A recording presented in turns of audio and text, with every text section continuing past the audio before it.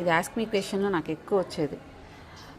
సైలెంట్గా ఉండాలా, ఏం జరిగినా సైలెంట్గా ఉండాలా? మీ విషయంలో మాత్రం ఏం జరిగినా సైలెంట్గానే ఉండండి, ఓపిక్గానే ఉండండి. బట్ మీ వాళ్ళని కానీ ఒక మాట అంటున్నా, మీ వాళ్ళ జోలికి వస్తున్నా సైలెంట్గా ఉండకండి. వాళ్ళు ఎవరైనా కూడా, ఇప్పుడు నన్ను కూడా చూడు, నా విషయంలో వస్తే పెద్దగా పట్టించుకోను, కానీ నా వాళ్ళ విషయంలో ఏదైనా ఒక కమెంట్ చేసినా కూడా స్ట్రైట్గా పడిపోద్ది. నేనేం సైలెంట్గా ఉండను, అవతలవాడు ఎంతైనా కూడా. దానివల్ల ఏమైందంటే మనం ఆ టైంలో కూడా సైలెంట్గా ఉండడం వల్ల మన వాళ్ళని అంటున్నా కూడా ఇన్సెక్యూరిటీ వచ్చేస్తుంది మన వాళ్ళలో.